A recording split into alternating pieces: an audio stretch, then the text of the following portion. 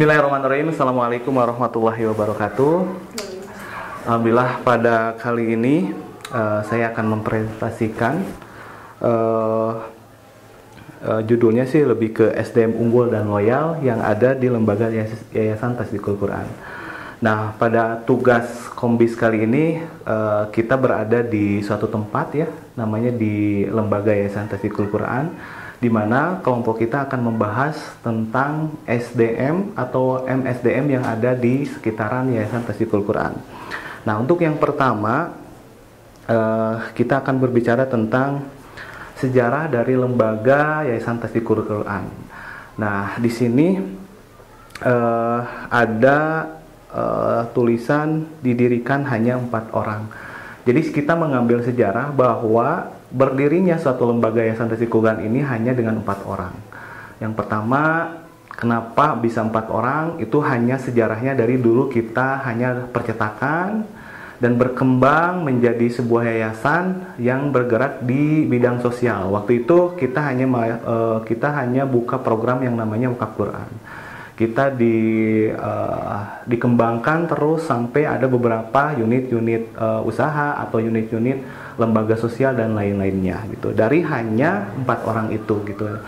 Seiring waktu alhamdulillah berkembang dan sekarang sudah SDM-nya kurang lebih ada 80 orang gitu kan. Itu rentan waktu sekitar 3 atau 4 tahun, kurang lebih seperti itu.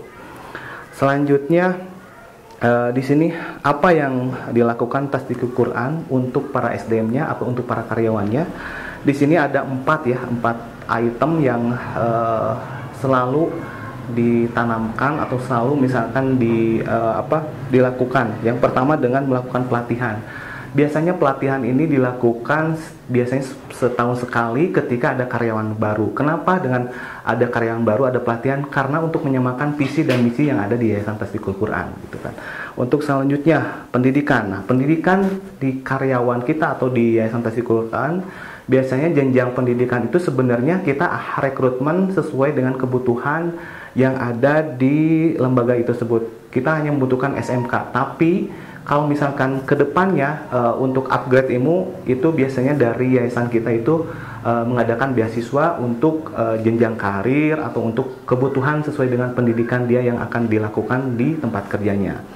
Terus yang ketiga adalah pembinaan. Ini pembinaan selalu ada karena kita juga basicnya adalah basic dakwah, basicnya sosial, itu pembinaan secara ruhiyah atau misalkan hal-hal yang tentang dakwah itu biasanya kita dilakukan setiap tahunnya atau setiap bulan, bisa setiap bulan. Terus kesempatan. Nah, di sini kesempatan ini adalah lebih ke jenjang karir. Jadi siapapun dari basicnya dulu kerjanya hanya cleaning service, tapi bisa berkesempatan menjadi seorang staff itu bisa.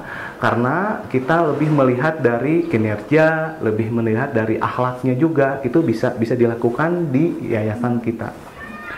Selanjutnya, di sini ada membangun SDM loyal di Yayasan Tasdikul Quran. Salah satu hal yang penting untuk dilakukan dalam membangun serta mempertahankan loyalitas yang dimiliki karyawan terhadap perusahaan tersebut. Salah satunya kalau di sini kita bisa menilai dengan loyalitasnya para karyawan itu dinilai dari lamanya bekerja. Lamanya bekerja mereka itu dan hal-hal yang dilakukan selama bekerja sekian tahun, makanya itu bisa disebut dengan karyawan loyal. Salah satunya mungkin nanti ada juga reward atau punishment-nya gitu dengan adanya karyawan yang bisa loyal di suatu lembaga, di lembaga kita terutama ya. Terus di sini, nah untuk menjaga loyalitas karyawan di Tasdikul Quran itu ada 4 poin, yaitu membuat suasana kerja lebih nyaman, terus memberikan jenjang karir yang jelas, terus memberikan reward dan punishment yang tadi saya sebutkan, terus memberi keseimbangan antara dunia kerja dan keluarganya. Yang terakhir ini penting kita tanamkan di kita karena juga jangan sampai bekerja terus tapi keluarga terlupakan. Jadi kita harus menseimbangkan, ada waktu-waktu di mana keluarganya itu kita undang ke kantor, kita ada diskusi, kita ada kajian sama pembina kita, itu biasanya di situ ada tanya jawab atau ada gathering atau hal-hal apa masalah keluarga itu bisa disampaikan di situ. Karena itu salah satunya dengan poin 4 itu adalah menyeimbangkan dunia kerja dan keluarga. Terus selanjutnya ada 7 karakter yang harus dimiliki di SDM Tasdikul Quran. Yang pertama bertakwa. Otomatis kita kan lembaga dakwah, jadi itu harus ya. Yang keduanya berakidah kuat. Terus yang ketiganya berakhlak mulia. Keempatnya berilmu dan berwawasan. Itu nanti berwawasannya bersama ya itu. Terus yang kelimanya berjiwa dakwah, beramal dan bermanfaat. Yang terakhir adalah bersinergi. Itu beberapa hal yang harus maksudnya harus ditanamkan di yayasan, karyawan yang ada di Yayasan Tasdikul Quran. Selanjutnya itu adalah SDM yang diharapkan dari Yayasan Tasdikul Quran. Ada soft skill ya. Soft skill adalah kemampuan seorang dalam berhubungan dengan orang lain dan kemampuan mengatur dirinya sendiri serta kemampuan untuk mengembangkan diri.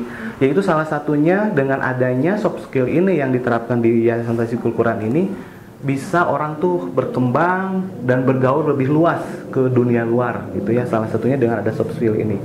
Terus yang keduanya adalah hard skill. Hard skill ini adalah penguasaan pengetahuan kemampuan seseorang dalam bidang yang dia kuasai. Dia benar-benar harus menguasai bidang kerja yang harus nanti dilakukan setelah bekerja, seperti itu. Terus selanjutnya strategi manajemen sumber daya manusia di dalam Yayasan Tasdikul Quran. Nah, manajemen SDM atau manajemen sumber daya manusia yang salah satunya komponen utama dalam lembaga Yayasan Tasdikul Quran itu menjalankan strategi. Tujuannya adalah untuk mengembangkan lembaga melalui penerapan suatu nilai dan budaya lembaga yang ada di Tasdikul Quran. Salah satunya budaya kita harus nanti bisa menjadi contoh nanti ketika pulang sama keluarga gitu. Di sini diterapkan harus sholat berjamaah, harus bisa baca Quran, targetannya harus seperti apa, dan itu yang harus ditanamkan atau strategi yang harus dilakukan di Yayasan Tasdikul Quran. Salah satunya dengan budaya yang baik harus diterapkan juga budayanya di keluarganya masing-masing. Oke, selanjutnya, nah di sini ada proses rekrutmen, namanya di kita tuh ada proses rekrutmen syariah. Nah, kenapa kita bisa sebut syariah? Karena dalam hadis, atau bukan hadis yang saya juga baru tahu sih, karena kita lebih menerapkan prinsip seperti ini. Serahkanlah pada ahlinya. Jadi kalau tidak diserahkan pada ahlinya, itu akan ditunggulah kehancuran. Makanya di sini kita akan rekrutmen ini benar-benar menjadi salah satu poin utama gimana setelah nanti proses rekrutmen itu budayanya harus bisa menyatu sama kita. Terus juga kebiasaan-kebiasaan buruk yang dulu dilakukan di perusahaan lain, setelah rekrutmen diangkat menjadi staf kita, itu harus bisa sesuai dengan apa yang kita terapkan di lembaga kita gitu kan. Nah, di sini rekrutmen syariah ini adalah yang pertama. Dalam rekrutmen syariah ada yang disebut dengan kriteria syariah. Kriteria syariah ini merupakan kriteria khusus yang disepakati manajemen berdasarkan nilai-nilai dan budaya yang diharapkan oleh perusahaan atau lembaga kita. Nah, misalkan di sini harus muslim dan muslimah, atau misalkan tidak merokok, salah satunya itu ada aturan yang di kita, berbusana muslim dan lain-lain. Itu mungkin biasanya sih rekrutmen itu biasanya salah satunya ada di tes baca Quran juga kalau di kita, seperti itu. Nah, kriteria syariah ini dapat menjadi kriteria yang mutlak atau menjadi kriteria keinginan tergantung pada visi misi dan serta nilai-nilai yang dibangun oleh perusahaan. Nah, di sini ada spesifikasi jabatan dan yang berbasis syariah. Di sini ada head office ya, terus juga mungkin level-level manager dan supervisi ya. Nah, di sini ada umur-umurnya ya, misalkan rentan umurnya harus 33 gitu, terus secara pendidikan harus S1 atau S3. Nah, yang menjadi menarik ini, kalau ini seperti biasa mungkin di perusahaan atau misalkan di yang lain juga, di yayasan yang lain juga ada. Tapi yang membedakan adalah ini. Kenapa syariah, komitmen, and no smoking. Jadi kalau setelah masuk ke sini itu tidak diberlakukan yang namanya merokok.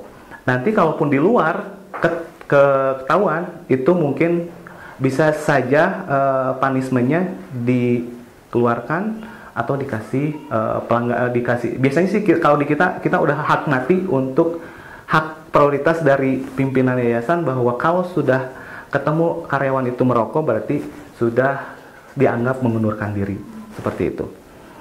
Nah, itu mungkin ya penjelasan dari saya presentasi tentang SDM yang unggul dan loyal yang berada di Yayasan Testikul. Ya, sekarang bagi teman-teman yang mau mengajukan pertanyaan, saya persilakan. Silakan, siapa yang bertanya? Dari Dina mungkin ya. Ya, Pak Ade, Assalamualaikum warahmatullahi wabarakatuh. Tadi udah dijelaskan untuk penjelasan Yayasan Tasdikul Quran tersebut. Nah, di sini sih saya lebih mau menanyakan tentang bagaimana manajemen SDM di lingkungan Yayasan Tasdikul Quran. Siap. Sekian. Pertanyaan Bu Dina itu bagaimana manajemen SDM di lingkungan Yayasan Tasdikul Quran. Nah, sebenarnya sih manajemen di kita lebih menerapkan yang tadi dari proses dulu rekrutmen juga tetap menganut tentang syariah gitu.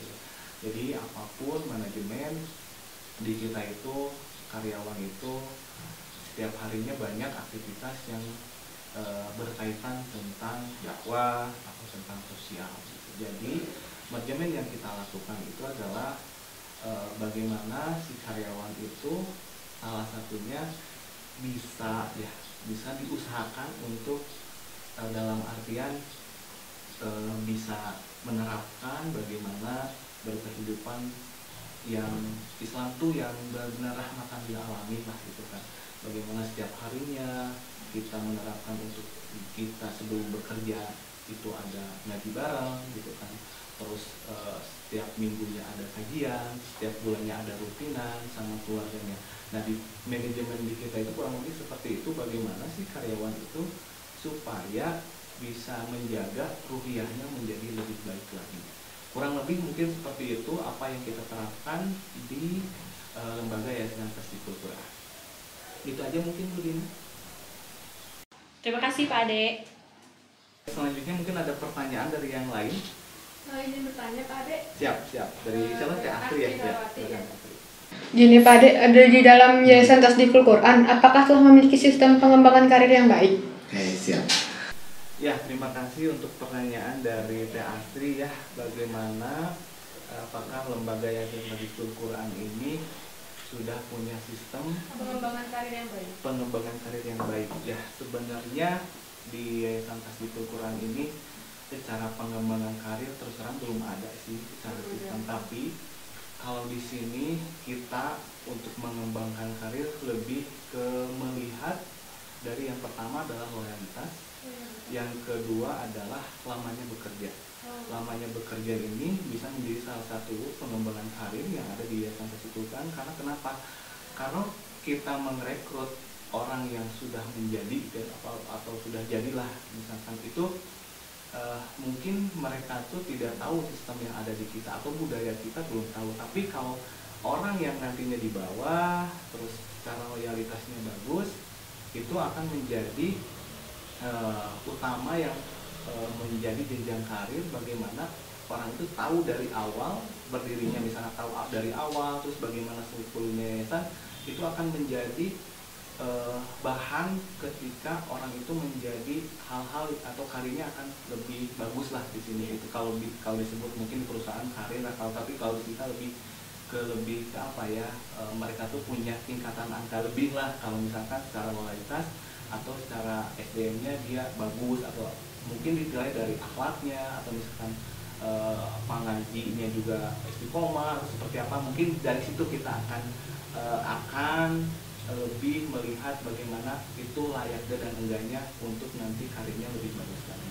Mungkin itu jawaban dari saya. Ya. Terima kasih Pak Ade atas jawabannya. Baik, selanjutnya mungkin setelah siapa Teh Astri ya. Sekarang mungkin ada pertanyaan lagi dari siapa? Mangga silakan. Izin Pak Ade, izin mau bertanya. Saya Desi, apakah ada hambatan yang sering terjadi di Yayasan Tasdikul Quran sehingga dapat menurunkan kinerja karyawan?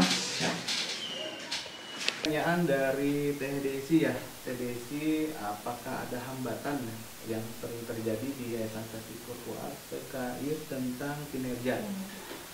Saya melihat lembaga yayasan Tahfidz Quran itu pasti mungkin ya setiap perusahaan atau setiap lembaga yayasan pasti ada hambatannya. Mungkin salah satunya hambatan di sini juga bisa terkait tentang karyawan itu di tengah-tengah jalan ada yang tidak satu visi, ada yang tidak satu visi atau satu misi, tidak banyak atau ya sering terjadi lah di kita karena mungkin di tengah jalan ada perubahan sistem, terus ada perubahan hal-hal yang kurang berkenan di dianya, terus ada penurunan dari kinerjanya, itu bisa sering terjadi. Jadi salah satunya hambatan itu biasanya di dalam satu forum, kita mengadakan satu forum, biasanya forum itu forum diskusi di mana karyawan itu bisa apa nih yang masukan buat lembaga atau apa yang harus dilakukan oleh lembaga, biasanya bersumber dari diskusi itu. Jadi hambatannya atau unek-unek apa yang karyawan kira-kira kurang sepaham dengan ini, nanti bisa diperbaiki di situ. Jadi dengan hambatan itu justru sebenarnya sih bisa satu masukan ke lembaga, bisa jadi satu bisa menjadi satu yang bagaimana menyatukan visi dan misi setelah nanti si karyawan itu bisa terjawab di dalam satu forum itu. Biasanya kurang lebih seperti itu kalau ada yang di kitab seperti itu.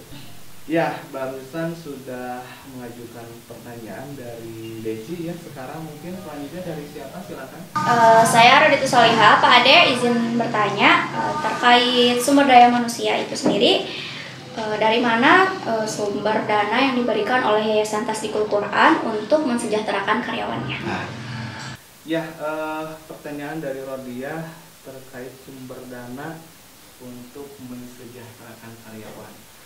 Di kita tuh ada lembaga amil jasa, ada juga pesantren ya, yang notabene pesantren ini adalah pesantren boarding school, ada juga percetakan juga di kita, juga ada unit usaha koperasi.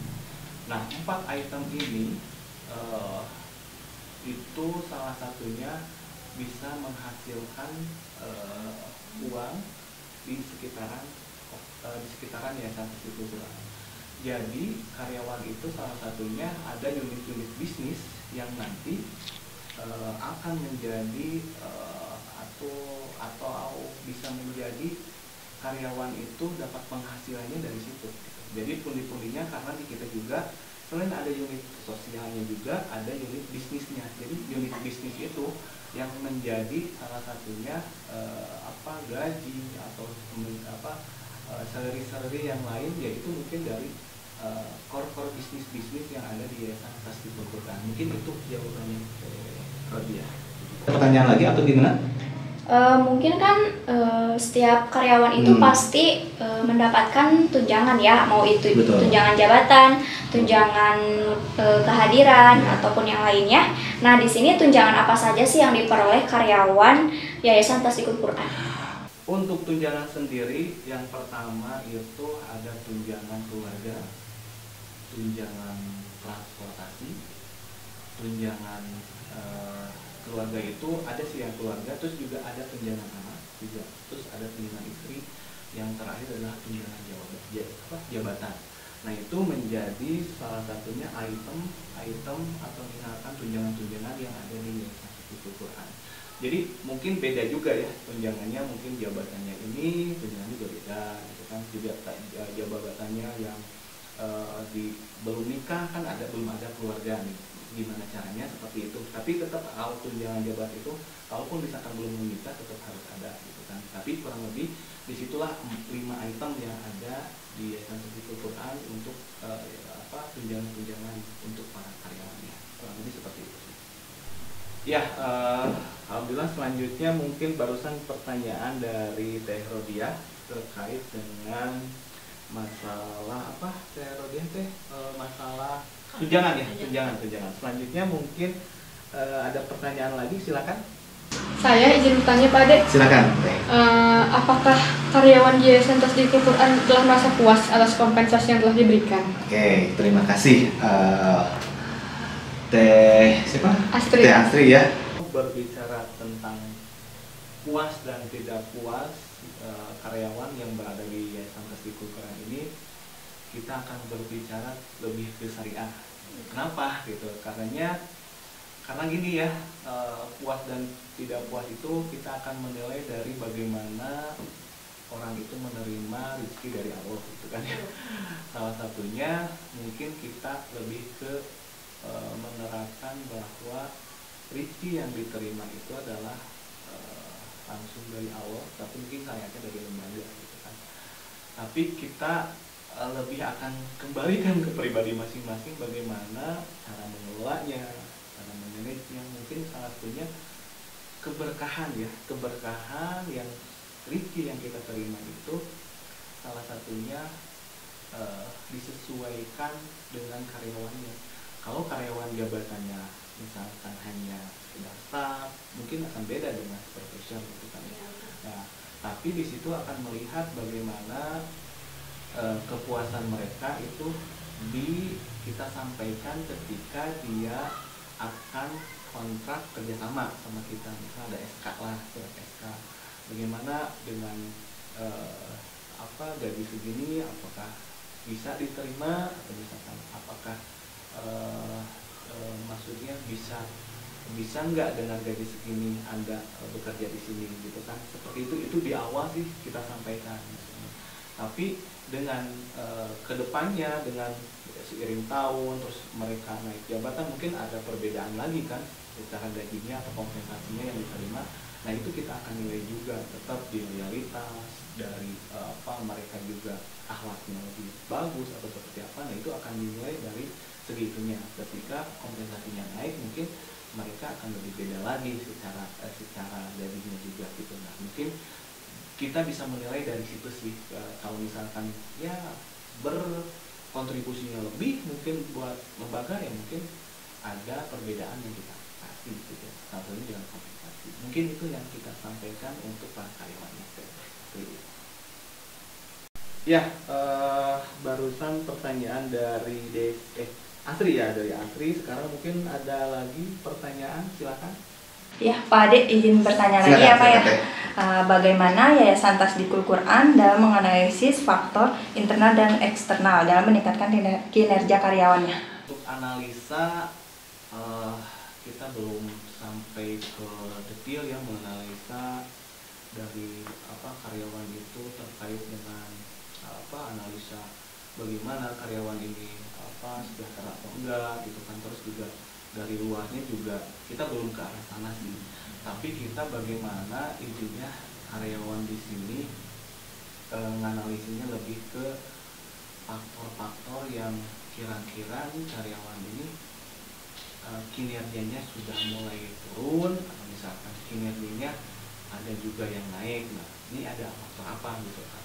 Nah itu kita baru analisanya hanya sebatas itu sih, hanya tentang karena mungkin dari tahun ke tahun kebutuhan yang makin meninggi, berarti karyawan ada salah satu strategi kita bagaimana meningkatkan kesejahteraannya. Nah terus yang kedua lebih ke analisa kenapa nih hafalan Qurannya atau baca Quran ini setiap pagi ini nggak ada anak ini, kenapa nih? Karena mungkin kerjanya capek atau misalkan sampai malam lembur sampai tidak sempat pagi-pagi itu untuk baca Quran. Nah itu lebih ke arah sana sih. Mungkin lebih ada dua faktor ya, kesejahteraan dan kinerja. Terus yang salah satunya kebiasaan atau budaya kita, kenapa karyawan ini tidak dilaksanakan atau sering tidak datang di pas kajian. Nah itu kita analisa bagaimana ternyata mungkin ada faktornya, kelebihan nih pekerjaannya sampai-sampai tidak sempat untuk mengaji gitu kan. Terus ada misalkan si karyawannya sering kasbon gitu ya, berarti kita lihat berarti karyawannya salah satunya kita harus menaikkan kesejahteraannya. Mungkin hanya menganalisa hanya sampai sana sih, kita nggak sampai juga analisa sampai detail gitu bagaimana karyawan-karyawan ini supaya ini enggak sih. Cuma mungkin kita lebih analisa yang intern, tapi di karyawan itu bisa menjadi pembangkit kinerjanya atau misalkan penyemangat lah intinya seperti itu. Mungkin itu sih dari kita mah hanya baru sebatas itu untuk ke karyawan itu. Ya mungkin itu jawaban dari saya. Teh Desi mungkin ada tambahan lagi pertanyaan atau gimana? Silakan. Pak Ade, menyambung jawaban Pak Ade yang tadi, itu menurut Pak Ade, apakah evaluasi berkala penting untuk meningkatkan kualitas kerja? Ya, terima kasih ya untuk pertanyaan yang kedua mungkin ya. Pertanyaan tentang apakah penting evaluasi berkala gitu ya, intinya begitu. Sangat penting sih bagi lembaga, salah satunya di Tasdikul Quran. Karena apa? Ya salah satunya kita bisa mengamati kalau misalkan kita per bulannya mengadakan evaluasi di satu departemen gitu. Karena ada pesantren nih ya. Kenapa nih para guru ini misalkan jarang masuk mengajar gitu kan? Ada apa nih, dianalisa terus didiskusikan sama tim dari HRD-nya pesantren, dia yang bertanggung jawab sama tim yayasan. Nah kita baru evaluasi di situ. Mungkin bisa jadi sih kalau kita nggak terlalu rutin sih, biasanya kita mengadakan itu per masalah. Biasanya kalau ada masalah yang meluap gitu ya, atau misalkan masalah yang kira-kira bisa merusak kinerja yang lain, nanti orangnya personalnya kita panggil gitu. Jadi kalau secara berkala ya bagi ini masukan juga sih bagi lembaga, berkala sih penting gitu ya. Cuma kalau di kita belum menerapkan itu, di kita itu hanya baru menerapkan tentang per kasus. Misalkan kasusnya ini, ya kita akan evaluasi dari situ. Nah selanjutnya mungkin kan ada hikmahnya dari situ, ada masukan dari yang lain ya, berarti kita menjadi ajang perbaikan buat lembaga. Seperti itu sih kalau dari lembaga kami. Ya selanjutnya saya sudah menjawab beberapa pertanyaan dari teman-teman. Maka mungkin selanjutnya ada yang lagi bertanya kan? Saya ingin bertanya lagi, Pak Ade. Silakan. Bagaimana cara Yayasan Tasdikul Quran mengalokasikan sumber daya manusia agar sesuai dengan kemampuan di bidangnya masing-masing? Terima kasih atas pertanyaan. Pertanyaan sangat bagus sekali bagi saya. Jadi kalau di kita itu bagaimana mengalokasikan seorang karyawan sesuai dengan bidangnya masing-masing. Kita akan melakukan strategi biasanya di rekrutmen itu ya. Rekrutmen itu biasanya kita kan buka lowongan untuk misalkan marketing gitu kan ya. Marketing online dan offline lah, gitu. Nah itu salah satu bagaimana skill mereka itu akan di sana gitu kan. Tapi untuk peningkatan dari skill itu kan mungkin dengan perkembangan zaman sekarang dengan masuk di dunia digital mungkin akan berbeda lagi. Nah itu salah satunya dengan penerapan itu kita akan ya satunya mungkin tadi ada di program pendidikan ya, untuk meningkatkan skill, untuk meningkatkan kinerja. Ya satunya dengan kita menyekolahkan dia atau mengikuti workshop atau pelatihan yang sesuai dengan bidangnya. Nah, itu salah satunya untuk penerapan bagaimana seorang itu selain nanti sesuai dengan bidangnya dan kedepannya bisa meningkatkan skill yang nanti sesuai dengan perkembangan yang akan datang gitu ya. Biasanya seperti itu sih yang kita lakukan. Seperti itu gitu. Oke, nah selanjutnya tadi dari Teh Desi, mungkin ada yang lain lagi pertanyaan? Nah, Pak Ade izin bertanya. Silakan. Tadi kan udah dijelasin di presentasinya masalah rekrutmen ya. Nah, bagaimana proses rekrutmennya yang dilakukan oleh yayasan ini? Yang menjadi pertanyaannya, apakah ada tenaga profesional tersendiri, misalnya seperti tenaga psikologi untuk ditempatkan di bagian rekrutmen di yayasan ini? Terima kasih ya dari Bang Roland untuk pertanyaannya. Terkait dengan tenaga profesional untuk nanti pas rekrutmen, terus terang kita belum ada. Karena kenapa? Mungkin kita baru mengandalkan di sini itu ketika proses rekrutmen itu kita buka lowongan di medsos. Jadi biasanya sih medsos kita ya, medsos ataupun lebih ke rekan-rekan intern dulu gitu kan. Atau ada yang punya saudara nih teman-teman ya sesuai dengan bidangnya, silakan untuk nanti bisa melamar ke kita gitu ya, lamarannya dimasukin.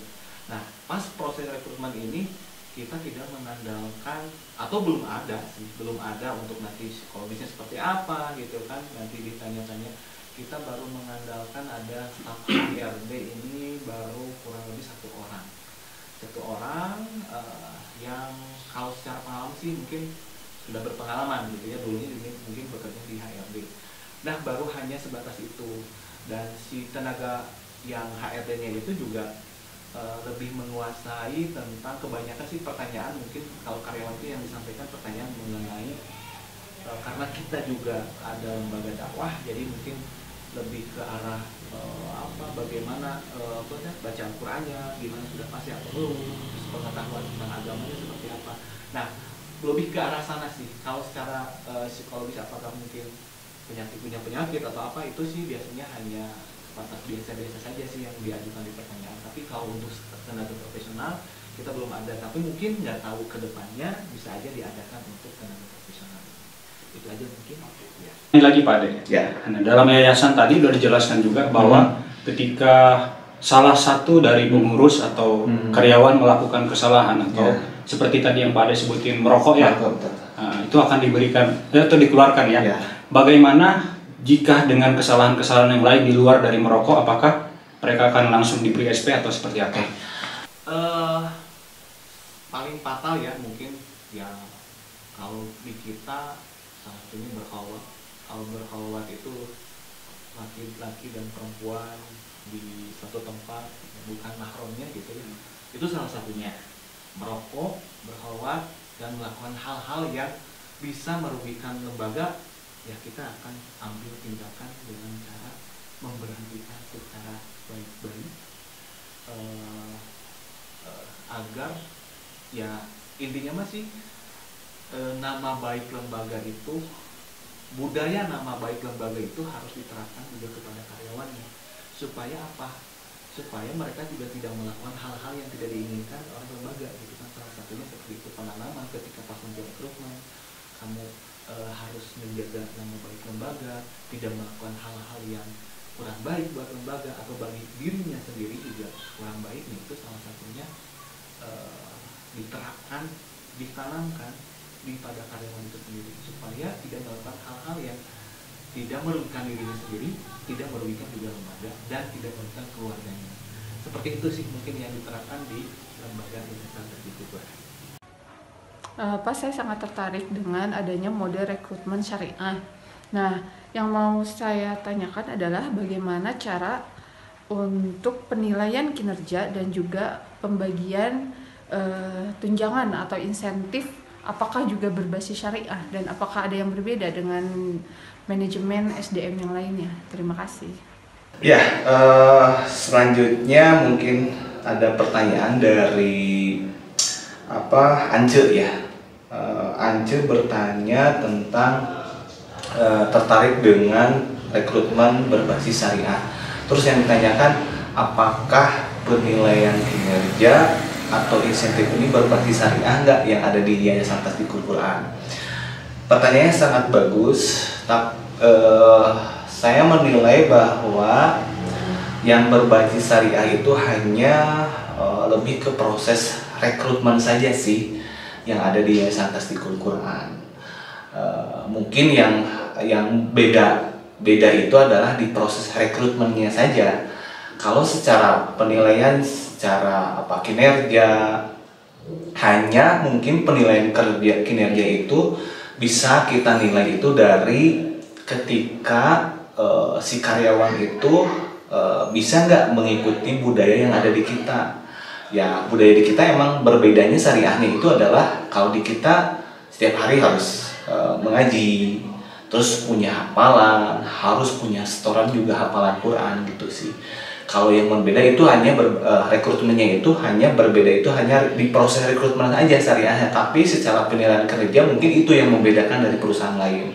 Terus secara intensif, nah intensif ini atau salary atau gaji itu sudah ditetapkan dari awal rekrutmen dengan berbasis syariah, itu tidak ada yang beda dari yang lain, hanya proses rekrutmennya saja yang berbeda ya, yang membuat si karyawan itu punya tanggung jawab, dalam artian punya tanggung jawab secara hafalan, harus setiap hari punya bacaan Quran dalam satu harinya gitu kan. Itu aja sih yang membuat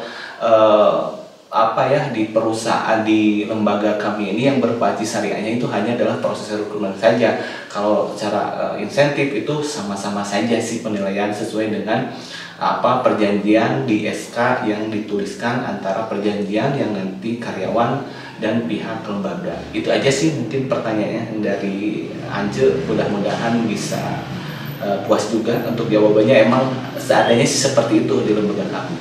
Terima kasih ya. Terima kasih. Mungkin dua pertanyaan ya dari Bang Nolan tadi, banyak pertanyaan yang membuat saya ini juga bisa masukan sih buat lembaga.